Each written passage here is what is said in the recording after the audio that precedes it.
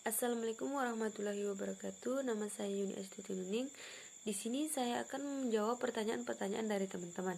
Yang pertama yaitu dari Melisa. Bagaimana cara mengatasi dampak penyalahgunaan iptek dalam bidang medis? Jelaskan. Ada dua dampak. Yang pertama, dampak positif dan negatif. Yaitu dampak positif, munculnya alat yang canggih untuk menunjang kesehatan seseorang. Yaitu banyak ditemukan berbagai alat untuk menggantikan organ tubuh yang telah rusak. Misalnya untuk seseorang yang mengalami kebutaan dapat melakukan transplantasi mata. Yang kedua, dampak negatif. Radiasi yang ditimbulkan oleh smartphone atau komputer dapat merusak penglihatan. Oleh sebab itu, kita juga hendaknya berhati-hati dalam menggunakan alat-alat tersebut.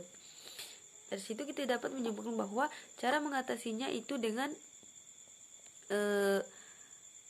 menggunakan alatnya sesuai dengan kebutuhan pasien atau sesuai dengan apa yang dibutuhkan dalam menggunakan alat tersebut. Oke, yang kedua yaitu dari Monika. Dalam materi yang dijelaskan bahwa masalah yang dihadapi bangsa Indonesia terkait dengan kemanfaatan kemampuan iptek yang ditanyakan bagian kelima. Tolong jelaskan pendapat Anda. Bagaimana Anda bisa mengatasi keterbatasan sumber daya iptek tersebut? Menurut saya, dengan memberikan arahan kepada masyarakat tentang kegunaan iptek, yaitu contohnya seperti melakukan sosialisasi terhadap masyarakat tentang penggunaan iptek dan manfaatnya. Oke. Yang ketiga yaitu dari Sulestri Wahyuningsi. Bagaimana perkembangan iptek untuk mewujudkan masyarakat yang mandiri dan mengapa Indonesia tak kunjung sejajar dengan negara maju dalam pengembangan iptek? Jelaskan dan berikan contohnya. Itu bagian pertama. Bagaimana perkembangan iptek untuk mewujudkan masyarakat yang mandiri? Dengan menciptakan inovasi-inovasi yang berkaitan dengan iptek. Contohnya yaitu aplikasi Ruang Guru. Aplikasi ini dapat membantu kita dalam belajar, yaitu dapat membantu kita sehingga kita dapat belajar dari rumah. Yang kedua, mobile banking. Mobile banking dapat membantu kita sehingga kita tidak perlu harus melakukan transfer di bank, karena kita memiliki aplikasi mobile banking yang dapat mentransfer dari rumah. Yang kedua, mengapa Indonesia tak kunjung sejajar dengan negara lain, dengan negara maju dalam pengembangan iptek? Karena Indonesia masih dalam kategori negara berkembang. Dan berbicara soal inovasi, Indonesia masih ketinggalan dari negara lain, contohnya sumber daya manusia dan lain-lain.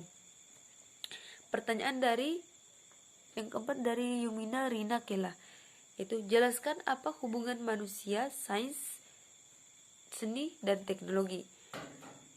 Di makalah sudah dijelaskan bahwa teknologi adalah bisa dikatakan kebutuhan primer bagi manusia, yaitu ilmu pengetahuan atau sains, teknologi, dan seni atau biasa disingkat iptek adalah satu kesatuan yang tidak bisa dipisahkan, karena tanpa ilmu tidak akan lahir teknologi. Tanpa teknologi, ilmu sulit berkembang pesat.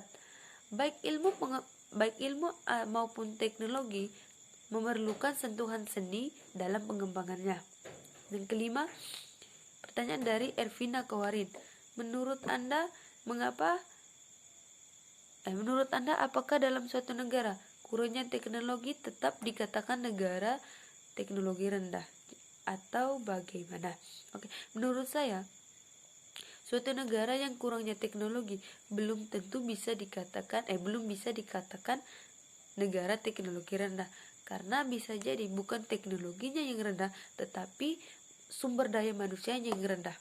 Contohnya Indonesia sumber daya manusianya rendah.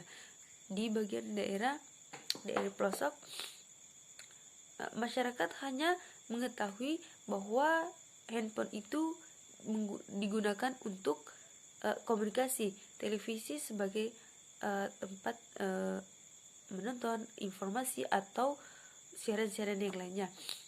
Di laptop, teknologi seperti laptop, terus komputer, mereka hanya mengetahui teknologi-teknologi yang dapat mereka lihat, tetapi mereka belum tahu tentang penggunaannya, manfaatnya dan dampak dari iptek itu sendiri, sehingga